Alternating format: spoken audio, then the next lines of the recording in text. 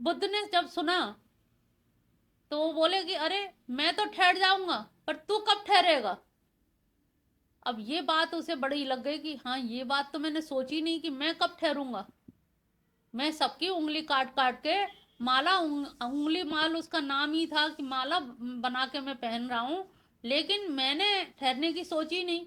वो नीचे उतर के आया, कह तुम्हें मौत से भय नहीं है। कह किससे भय, कैसी मौत।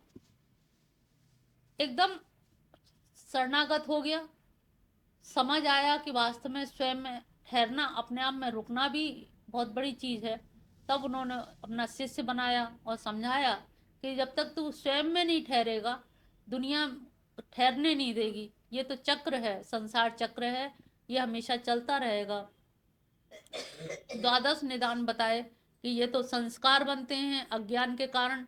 संस्कार से फिर पुनर्जन्म होता है, फिर दुख और सुख मिलते हैं, तृष्णा होती है, उपादान होता है, भव होता है, जाति होती है। ये इस तरह के जन्म मरण के चक्र द्वादश ये चलते रहते निरंतर। इनसे ठहरना जिसको आ जाए, स्वयं में स्थित रहना जिसको आ जाए, वही वास्तव में स्वस्थ है। तो ये स्वस्थ का अर्थ यहाँ पर बहुत। ऐसे ही स्वस्थ के साथ ही साथ एक शब्द है स्वार्थी। स्वार्थी का मतलब क्या समझते हो आप लोग? बड़ा सेल्फिश है वो, स्वार्थी नहीं है। स्वार्थी का मतलब अपने जन्म लेने का अर्थ समझो। कैवल्यार्थ प्रवर्तेश, स्व का अर्थ स्वार्थी। अपने पैदा होने का अर्थ समझो कि हम क्यों पैदा हुए हैं, हमारे इस धराधाम पे आने का क्या प्रयोजन है, किस लिए आए हैं, क्या कारण था, किस चीज से बंधन में बंधे थे और किससे मुक्त होने के लिए आए हैं। बंधे भी हमें और बंधन से मुक्त भी हम ही को होना है। तो बंधे हैं तो काय के लिए बंधे हैं? मुक्त होने के लिए। लेकिन मुक्ति का हम कोई उपाय नहीं करते। पेट भरने का उपाय करते हैं, नाश्ता बनाते हैं, दोपहर का खाना, फिर शाम का खाना, तीनों टाइम का भोजन, इन्हीं सब कामों में हम समय निकाल देते हैं। लेकिन हमारे पैदा होने का जो प्रयोजन है, उस प्रयोजन को हम लोग नहीं समझते हैं और उसका आशय नहीं समझ। तो यहाँ पे गीता का स्वार्थी और स्वस्थ, ये दो ऐसे शब्द हैं जिनको हमेशा याद रखना चाहिए। तुल्य, प्रिय, अप्रिय। कोई प्रिय बोल जाए या अप्रिय बोल जाए तो उसमें ना तो हर्ष हो ना विषाद हो। प्रिय बोल गया तो वो प्रिय है इसलिए प्रिय बोल गया। भाई कोयल है तो कोयल की भाषा में तो बोलेगा, लेकिन तुम सोचो कोयल मेरी लिए, मेरी वजह से बोली, तुमने अपने आप को जोड़ दिया। अरे जिसकी जैसी भाषा होगी, जो प्रिय होगा, जो महान पुरुष होगा, वो महानता की भाषा बोलेगा। जो निम्न कोटि का व्यक्ति होगा वो निम्न भाषा बोलेगा। तो इससे अपने आप को मत जोड़ो। तो प्रिय अप्रिय, ये जो भाव हैं वो आपके भाव समाप्त हो जाएंगे। तुल्य, निंदा, स्तुति। निंदा में भी आप ये समझो कि इसने हमारी निंदा कर दी तो हमारे पापों का क्षरण हो गया। और ये कहा जाता है जितना छोटा आदमी आपकी निंदा करेगा उतने ही पाप आपके घटेंगे, और जितना बड़ा आदमी आपकी प्रशंसा करेगा तो आपके पुण्य बढ़ेंगे। तो ये मतलब ये कभी ना सोचें कि ये हमारा अपमान कर रहा है, छोटा आदमी बुराई करके वो आपके पाप ले रहा है। आपके पाप का घड़े का जो घड़े हैं कनेक्टेड हैं।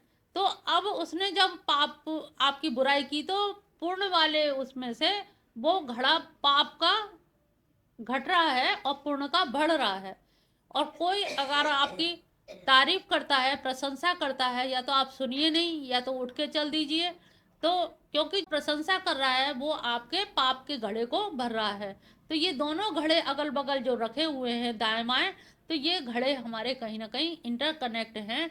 तो हम पाप और पुण्य से कैसे बचें, हमें निंदा और स्तुति से भी बचना चाहिए। समलोष्टा कांचन, इसकी पहले भी कहानी सुना चुके हैं, रोमा रोला की कहानी, कि उनके अंदर पत्नी के लिए ये लगा कि कहीं ये सोने की गठरी समझ के गरीबी हालत में कहीं उठा ना ले। तो पति खड़ा हो गया सोने की गठरी के पास। जब पत्नी पास में आई तो उन्होंने कहा कि मैं इसीलिए खड़ा था कहीं तुम्हारा लालच ना उग जाए, कहीं तुम लोभ में ना आ जाओ। पत्नी ने इतनी अच्छी बात कही कि आपको प्राणनाथ अभी भी सोना सोना लग रहा है। ये वही पहले श्लोकों की व्याख्या है कि एक तरह से सोना अभी भी सोना लग रहा है। हमारी दृष्टि बदल जानी चाहिए। जैसे होता है ना, बाजार में बहुत सारी चीज है, अभी तुम्हें नर्सरी की किताब दी जाए, तुम क्या कहोगे? अरे हमारे किस काम की? भागवत मिल जाए तो हाँ ये हम ले लें। तो अभी भी तुमको वो सोना सोना लग रहा है। ये चीज देखिए कि आपके अंदर की दृष्टि कैसी है। अगर दृष्टि नहीं बदली है तो लोभ भी नहीं बदला है। कभी भी लोभ आपको आ जाएगा। तो लोभ को हटाने के लिए हमारा दृष्टिकोण भी बदलना चाहिए। जो नश्वर वस्तु हैं उन नश्वर वस्तुओं के प्रति हमें सजग होना चाहिए कि ये नाशवान वस्तु हैं, नाशवान ही रहेंगे। मान्यो तुल्य तुल्यो मित्रारिपक्षयो सर्वारंभ परित्यागी गुणातीत स ओचते। मान और अपमान में ये दोनों बड़ी कठिन तपस्या हैं कि मान में हमें एकदम से हृदय गदगद हो जाता है और अपमान में हम एकदम डाउन हो जाते हैं। तो ये हमें मान अपमान में सम अवस्था लानी है कि कोई हमारा अपमान करे तो उसकी इच्छा, मान करे तो उसकी इच्छा, इस पर असर हमारे ऊपर, हमारे हृदय पर नहीं पड़ना चाहिए। और जब हृदय पर प्रभाव पड़ जाता है तो वहीं पर हमारे अंदर राग और द्वेष, ईर्षा, घृणा, ये सब चीजें उत्पन्न होने लगती हैं। तो अच्छा है कि हम दोनों को समान समझें, और जब समान समझेंगे तो वहां पर हमारी ईर्षा द्वेष समाप्त हो जाएगा। सर्वार मित्र और पक्ष, यानी कि जो मित्र हैं और शत्रु, ये बनाने वाले तो हम ही हैं। कुछ को हम मित्र बना लेते हैं, कुछ को हम शत्रु बना लेते हैं। शत्रु बने बनाए नहीं आते हैं, तो ये शत्रु बनाने वाले भी हमें, मित्र बनाने वाले भी हमें। या तो आप किसी को शत्रु मत बनाइए या फिर किसी को भी मित्र मत बनाइए, सभी से सम व्यवहार रखिए। हमारे लिए तो सब व्यवहार सब सही है, सब ठीक है। अगर आप किसी से मित्रता ज़्यादा रखते हैं तो निश्चित जानिए दूसरों से शत्रुता अपने आप ही हो जाती है। अरे इन दोनों की बड़ी पड़ती है, पता नहीं क्या है, बहुत ज़्यादा पड़ती, तो दूसरे लोग, एक ग्रुप अलग हो जाता है। अच्छा है कि हम सभी से बात करें कि अरे बड़ी मिलनसार हैं, वो सबसे बोलती हैं। अगर तुम एक से ही बोलोगे तो लोग कहेंगे अरे वो उनकी खास हैं, भाई हम कौन हैं, हम क्या लगते हैं। तो ये शत्रु और मित्र बनाने वाले भी हम स्वयं हैं। सर्वारंभ परित्यागी गुणातीत सचोते। गुणातीत किसको कहते हैं? जो सर्व आरंभ परित्यागी, जो सारे कार्यों को आरंभ करने के जो परित्यागी हैं। जो काम आरंभ करते हैं तो उसके लिए संकल्प लेते हैं, और संकल्प लेने के लिए क्या है कि वो फिर जगह जगह काम का आयोजन करने के लिए भटकते हैं। और यहाँ पर जब भगवान से मिलना है तो हमें साधना में भगवान से ही जाप उनका करना है। तो उतना समय हमारी ध्यान साधना का कम हो जाता है, और ध्यान साधना का समय कम करके हम लोक व्यवहार के उसमें लग जाते हैं कि तुम भी आना, तुम भी आना। फिर देखते हैं हमने उनको बुलाया, वो नहीं आए, ये नहीं आए, तो वो हमारे अंदर फिर वो राग द्वेष की कहानी शुरू हो जाती है। इसीलिए भागवत को सत्कर्म माना गया है, परम धर्म नहीं माना गया, सत्कर्म माना गया है। कि ये सत्कर्म तो है, जो लोग क्रियाशील हैं, रजोगुणी हैं, उनसे भागवत करवाइए, उनको लगाइए उस काम में। लेकिन जो वास्तव में साधक हैं और उच्च कोटि के साधक हैं, तो वो साधक कोई भी कार्य का आरंभ ना करें। यज्ञ यागादि का आरंभ करेंगे तो भी उनको आयोजन में लगना पड़ेगा। टेंट वाले से भी बात करें, लकड़ी की भी व्यवस्था, यज्ञ यज्ञारी की व्यवस्था, सारे वो व्यवस्था में ही लग जाएंगे। और एक और वो है इसका ड्रॉबैक, जो संकल्प लेके मरता है तो उसको फिर मनुष्य जीवन लेना ही पड़ता है, क्योंकि संकल्प निष्फल नहीं होते कभी भी। या तो आप इस तरह के पापी जीव हो, रजोगुणी हो कि हमने कोई अच्छा काम नहीं किया लेकिन अच्छे संकल्प तो ले लें, कम से कम मनुष्य बन जाएंगे, एक तो ये पक्ष है। और एक जो सतोगुणी है वो संकल्प ना लें, क्योंकि संकल्प लेने के लिए फिर मनुष्य जीवन में आना ही पड़ेगा। संकल्प कभी भी अधूरे नहीं रहते, उनको पूर्ण करने के लिए उसी के अनुसार आपको जन्म मिलेगा, परिवार मिलेगा, उसी की तरह से पृष्ठभूमि मिलेगी, माता पिता मिलेंगे, वैसे ही सब कुछ मिलेगा। इसलिए आपको संकल्प नहीं लेना चाहिए। 26वां। मामो चायो अव्यभिचारेण भक्ति योगेन सेवते सगुणान् समतीत्य एतान् ब्रह्मभुवा कल्पते। अब देखिए यहाँ पर 13वें अध्याय में जो थी वही सारी चीजें फिर आ गई। अनन अव्यभिचारिणी भक्ति, इतना सारी चीजें होने के बाद आप नहीं सतोगुणी बन पा रहे, नहीं रजोगुणी बन पा रहे। इन सब चीज से मुक्त होने के लिए आपको अव्यभिचारिणी भक्ति अगर आ जाती है तो वहां पर आपको गुणों पर भी ज्यादा जोर या ध्यान नहीं देना है कि रजो आ रहा है कि तमो आ रहा है, क्योंकि वो तो भगवान के कीर्तन में लीन है। अब वो कौन सा आ रहा है कौन सा जा रहा है वो तो देखने की भी उसे फुर्सत नहीं है, ना समझने की फुर्सत है। तो वो पूरी तरह से भगवान की कथा में ही लीन हो जाता है, उनके कीर्तन में, उनके भाव में, उनकी भक्ति में लीन हो जाता है। जब उनसे प्रेम करने लगता है तो उसके अंदर का ये भाव खत्म हो जाता है कि मैं रजोगुणी हूँ या तमोगुणी हूँ। वो उनके भाव में नाचने लगता है, गाने लगता है, उसकी हर इच्छा पूरी होने लगती है और अंदर से प्रेम भाव और जागृत होने लगता है, तीव्र भाव से जागृत होता है। और जब तीव्र भाव से जागृत होता है तो वो कैसी भक्ति होती है? अव्यभिचारिणी, यानी कि जिसमें फिर किसी अन्य का विचार नहीं आता है। जब दूसरे का विचार नहीं आता है वही भक्ति हमारी अव्यभिचारिणी है। और व्यभिचारिणी भक्ति क्या होती है? जो व्यभिचार करे। जब कोई एक स्त्री कई लोगों से प्रेम करती है तो उसको हम क्या कह रहे हैं? कहते हैं व्यभिचारिणी है। लेकिन अव्यभिचारिणी का मतलब आपको किसी से भी प्रेम नहीं करना है। पुरुष की तो बात छोड़िए, पुत्र की बात छोड़िए, नाते रिश्तेदार की बात छोड़िए, देवी देवताओं की भी बात छोड़िए, आपको केवल कृष्ण से ही प्रेम करना है। वो आपकी अव्यभिचारिणी। व्यभिचार में आ लगा दिया, आना है मतलब निषेधात्मक। आ शब्द यहाँ पर क्या है? निषेधात्मक। जैसे अज्ञान में आ लगा है, निषेधात्मक हुआ। आ काट दो तो क्या रहा? ज्ञान रह गया। तो यहाँ पर आ शब्द क्या है? निषेधात्मक है। तो हमें अव्यभिचारिणी भक्ति करनी है, जहां पर मन हमारा कोई कितना भी विचलित करे, कृष्ण भक्ति से हमारा मन विचलित ना हो। अनेकानेक लोग तर्क दे, तर्क देना उनका काम है, उनकी व्यथा है, उनकी मानसिकता है, उनके पूर्वाग्रह हैं, उनके संस्कार हैं, उनके परिवेश हैं, लेकिन हमें उससे विचलित नहीं होना है। ये हमें ध्यान रखना होगा।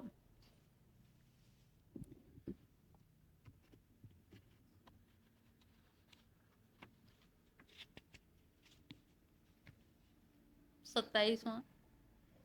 ब्रह्मणो हि प्रतिष्ठामृत स्वाव्यय च शाश्वतस्य च धर्मस्य सुखस्य कान्तिकस्य च। अब यहाँ पर ये बहुत महत्वपूर्ण श्लोक है कि ब्रह्म की प्रतिष्ठा भागवत में एक जगह कहा गया है, पहले प्रथम स्कंद में मंगलाचरण में, ब्रह्मेति सत्यम परम धीमहि ब्रह्मेति भगवान इति परमात्मेति। यानी कि भगवान भी वही है, सत्य भी वही है, ब्रह्म भी वही है। वही चीज यहाँ पर कही गई है कि इतना सब जानने के बाद अर्जुन को लगा कि आपको जान करके होगा क्या? आप मेरे बुआ के लड़के हैं और आपके जैसा हो जाऊं, आपको जान लूं, आपको सब कर लूं, इसका फल क्या होगा? तो उन्होंने कहा कि दरअसल इनको मुझको जानने के लिए, मुझको जान करके क्या होगा? तो ब्रह्म को प्राप्त हो जाएगा। तो उसे लगा, हंसी भी आई कि मैं ब्रह्म को कैसे प्राप्त हो जाऊंगा? भाई आप तो आप हैं, ब्रह्म ब्रह्म है, तो ब्रह्म तो बहुत दूर की चीज है, तो आपको कैसे मैं प्राप्त हो जाऊंगा? तो यहाँ पर वो कह रहे हैं कि ब्रह्म की प्रतिष्ठा मैं हूं, ब्रह्म मुझ में ही है, ब्रह्म और कृष्ण में कोई अंतर नहीं है। तो मुझे अभी केवल यदुवंशी मथुरा में उत्पन्न हुआ जो जान रहा है, वो केवल मैं वही नहीं हूँ, मैं इससे इतर हटके मैं ब्रह्म भी हूँ, परमात्मा भी हूँ, आत्मा भी हूँ, ईश्वर भी हूँ, मैं निर्गुण निराकार निरअवयव भी हूँ, और मैं परमेश्वर भी हूँ। मैं सबके आत्मा में विराजमान होकर के परमात्मा हूँ, और सगुण भक्तों के लिए मैं भगवान हूँ, और ज्ञानियों के लिए मैं निर्गुण निराकार ब्रह्म हूँ, और सत्य भी मैं ही हूँ। सब कुछ मुझ में ही प्रतिष्ठा है, मुझसे अलग हट करके कोई भी चीज नहीं है। तू जो ये समझ रहा है, तेरे अंदर का जो अज्ञान है, जो अलग समझ रहा है कि भगवान अलग है, ईश्वर अलग है, परमात्मा अलग है, ये कोई अलग नहीं है, केवल एक है। एक ही भगवान है, एक ही ब्रह्म है। एको अहम बहुश्याम। जैसे प्रकृति रूपी योनि में जब इन्होंने गर्भाधान किया, तो वो संकल्प के द्वारा किया, वो इक्षण क्रिया के द्वारा, इक्षण माने देखने के द्वारा। जैसे चुंबक के आगे लोहा रख दो तो लोहा अपने आप हिलने डुलने लगता है। तो इसी तरह से भगवान की इक्षण करने के द्वारा ही प्रकृति नाचने लगती है। तो इसी प्रकार से उन्होंने गर्भाधान किया, और गर्भाधान करके मैंने सब जीवों में मैं व्याप्त हूँ। तो वासुदेव सर्वमिति, तो सब जगह व्याप्त तो मैं ही हूँ। जिसे ब्रह्म एक कहते हैं, वो एक मैं ही हूँ। मैं ही एक पिता हूँ, मैं ही योनि हूँ, और मैं ही गर्भाधान करने वाला हूँ, और मैं ही माता हूँ, मैं ही बीज हूँ, सब कुछ मैं ही हूँ। और तू मुझे जो ये जो अलग अलग समझ रहा है, तुझे जमाने को, समाज को, जगत को समझने में बहुत समय लगेगा। अगर तू मुझे समझ जाएगा कि केवल मैं ही एक हूँ, मेरे इतर हट करके कोई भी नहीं है, ना ब्रह्म है, ना ईश्वर है, ना परमात्मा है, सत्य भी मैं ही हूँ, अनंत भी मैं ही हूँ, गोविंद भी मैं ही हूँ, सब कुछ जब मैं ही हूँ, तो मुझे केवल लोगों के देखने का नजरिया है। जैसे हम ही ये कहें, तुम्हें हाथ दिखाएं, तो तुम यहाँ से देखने वाले लोग क्या कहेंगे, इतनी ये अंगूठियां हैं, ये ऐसे ऐसे हाथ है, ये इस तरह से। और जो इधर लोग बैठे हैं वो देख के क्या कहेंगे, बिल्कुल सिंपल है, ये वर्ण है, ये है, इस तरह से है, सादा है। हाथ तो एक ही है ना। तो वो देखने वाले जो सगुण साकार हैं, उनको अपनी वृत्ति को टांगने के लिए, उनका मन लगाने के लिए, उनकी रुचि के अनुसार मैंने ये स्वरूप धारण किया, जिससे वो मेरी ओर आकर्षित होकर के अपनी वृत्तियों को मेरे चरणों में बांध सके, मेरे शरणागत आ सकें। लेकिन जो इन चीजों में रुचि नहीं रखते हैं, एक उम्र के बाद रुचि नहीं भी रह जाती है, तो उनके लिए निराकार स्वरूप भी है। लेकिन क्या हाथ दो हो गए? हाथ तो दो नहीं हुए ना, हाथ तो एक ही है। केवल देखने का नजरिया है। कुछ लोग इधर से आ रहे हैं तो उन्होंने ये देखा, कुछ लोग इधर से आ रहे हैं तो उन्होंने ये देखा। अब वो दोनों ऊपर चढ़, दोनों लड़े कि नहीं ये सही है, वो कहे ये सही है। तो ये क्या है, यहीं पर धर्म में द्वंद्व होता है। द्वंद्व का कारण क्या है? भेद दृष्टि, दृष्टि में भेद है। हम केवल देखने में भेद कर रहे हैं, इसीलिए ये द्वंद्व है। नहीं तो धर्म में कहीं द्वंद्व, कहीं लड़ाई झगड़ा नहीं है, केवल दृष्टिकोण का अंतर है। पाने का, अभिलाषा का, या जिसने जिस तरीके साधन का, मार्ग का अंतर है। रामकृष्ण परमहंस कहते हैं, यत मत तत्पथ, जितने मत हैं उतने ही पथ हैं। अब किसी को शॉर्टकट यहाँ से जाना अच्छा लगा तो उन्होंने इधर से पकड़ के चल दिए, कोई इधर से चल दिया। तो उन्होंने कहा जितने मत हैं, मत यानी कि विचार हैं, उतने ही पथ हैं। पथ यानी कि रास्ते। तो रास्ते भिन्न भिन्न हो सकते हैं, लेकिन भिन्न भिन्न रास्ते पर हम लड़े, और रास्ते के पीछे हम कहें अब हमें बड़े चौराहे जाना है, तो अब तुम्हें वहां अपनी तरफ से जाना है तो वहीं से जाओगे ना, तुम्हें इधर से जाना तो इधर से जाओगे। अब तुम कहोगे नहीं हम ही सही रास्ते पे आए, हमारा ही आना सही है। बड़े चौराहे पहुंचना मुख्य है, पहुंचना मुख्य है बड़े चौराहे पे। मार्ग सबके अलग है, एक मार्ग हो ही नहीं सकता। ये प्रीति जाए या ये जाए सर्वे, तो सबके मार्ग सबके अपने अलग अलग हैं। कोई किसी साधन से जा रहा है, कोई गाड़ी से जा रहा है, कोई टेम्पू से, कोई बस से। साधन सबके अलग अलग हो सकते हैं, लेकिन मार्ग सबके अलग अलग हो सकते हैं, लेकिन लक्ष्य एक ही है। तो जब लक्ष्य एक ही है, प्रतिष्ठा अहम, यहाँ पर भगवान ने सारी समस्याओं का निदान कर दिया कि मैं सबकी प्रतिष्ठा मैं ही हूँ, मेरे अतिरिक्त कोई भी नहीं है। जो मतांतर जो पाए जाते हैं, मत मतांतर, वो जो केवल झगड़े के लिए लोग अपनी प्रतिष्ठा के लिए वो करते हैं, जबकि कोई भेद है नहीं। ये भेद बनाए गए हैं, सबने अपनी अपनी दृष्टिकोण से उनकी रचना कर दी, जबकि कोई अंतर है नहीं। तो ये भगवान का सबसे अच्छा मतलब वो लगा लास्ट की प्रतिष्ठा हम अव्यय, मैं अव्यय भी हूँ, शाश्वत भी हूँ, धर्म भी हूँ, सुख से एकांतिक से सारे गुण बता दिए। जो सुख स्वरूप है, एकांतिक है, अव्यय है, शाश्वत है, उन सबकी मैं प्रतिष्ठा हूँ। यानी कि जो निर्गुण में, जो निराकार में जो भी गुण होते हैं, वो सबकी प्रतिष्ठा मैं ही हूँ। मैं ही शाश्वत हूँ, मैं ही अव्यय हूँ, मैं ही सुख और एकांतिक हूँ, और मैं ही सब कुछ हूँ। तो यहाँ सारे धर्म का भी उन्होंने प्रतिष्ठा बता दी। धर्म से जितने भी धर्म हैं, सबकी प्रतिष्ठा मैं ही हूँ। सारे सुखों का आधार मैं ही हूँ। अव्यय, सबका ब्रह्मणों, ब्रह्म का सबका आधार मैं ही हूँ, और मेरे ही उस प्रतिष्ठा पे ये सब के सब आधारित हैं, निश्चित हैं।